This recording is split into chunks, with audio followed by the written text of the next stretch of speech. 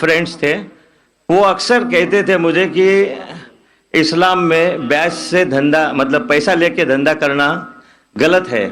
मुझे अक्सर विचार आता था कि ये कैसे डेवलपमेंट होगा, लेकिन आज का प्रेजेंट सिनेरियो पूरे दुनिया का देखते हुए एक मानना पड़ रहा है कि जिसने अपना घर गिरवी रख के कर्ज लिया और प्रॉफिट जिसमें मिलता है उस शेयर बाजार में लगाया, उनका घर भी तबाह हो गया।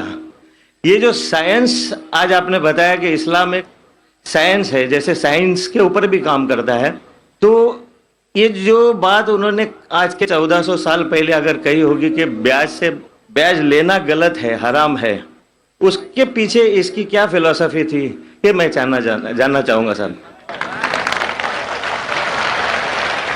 भाई साहब ने बहुत अच्छा सवाल पूछा कि इस्लाम में उनके बहुत से दोस्त, मुसलमान दोस्त कहते हैं कि ब्याज लेना हराम है।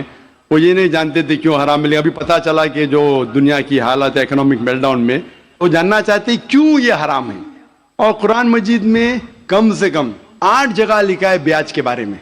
तो ब्याज लफ्ज है अरबी में रिबा, सूरह निसा में, सूरह इमरान में, और कहा गया है सूरह बकरा में सूरह नंबर 2 आयत नंबर 278 और 279 में कि आप ब्याज से दूर हो, और जो कोई ब्याज से दूर नहीं होगा अल्लाह और अल्लाह के रसूल उन पर ऐलान जंग करेंगे। ब्याज इतनी बुरी बात है, गुनाह कबीरा है, और गुनाह कबीरा में इमाम अज़हबी ने उसे 11वें नंबर पे रखा, 70 गुनाह कबीरा में 11वें नंबर पे रखा। भाई साहब पूछे क्यों बुरा है? क्योंकि ब्याज से अमीर आदमी और अमीर होता है, गरीब आदमी और गरीब बनता है। अमीर आदमी और अमीर होता है, गरीब आदमी और गरीब बनता है। आमतौर पे आप जब लोन देने जाएंगे तो गरीब आदमी को लोन कहाँ मिलता है, और अमीर आदमी बताएगा मेरे पास ये, मेरे पास वो है, तो उसको लोन मिलता है। तो अमीर और अमीर बनता है, गरीब और गरीब बनता है। इसीलिए कुरान में सूरह अल हशर में सूरह नंबर 59 आयत नंबर 7 में अल्लाह फरमाते कि ज़कात दो ताकि दौलत इंसानों के बीच घूमे, सिर्फ अमीरों में नहीं रहे।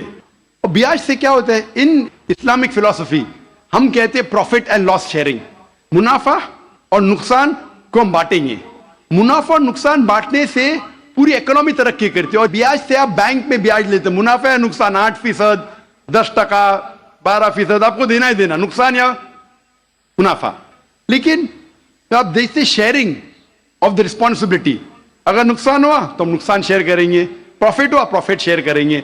ब्याज में क्या होता है, मिसाल के तौर पे बैंक में, मैं एक लंबी तकरीर दे चुका हूं इस पे, अभी वक्त नहीं है, सिर्फ ये बोलूंगा कि ब्याज में क्या होता है। मिसाल के तौर पे बैंक ए के पास सपोज 100 रुपया है, वो बैंक बी को 10 रुपया रख के 90 रुपया देती है बैंक बी को।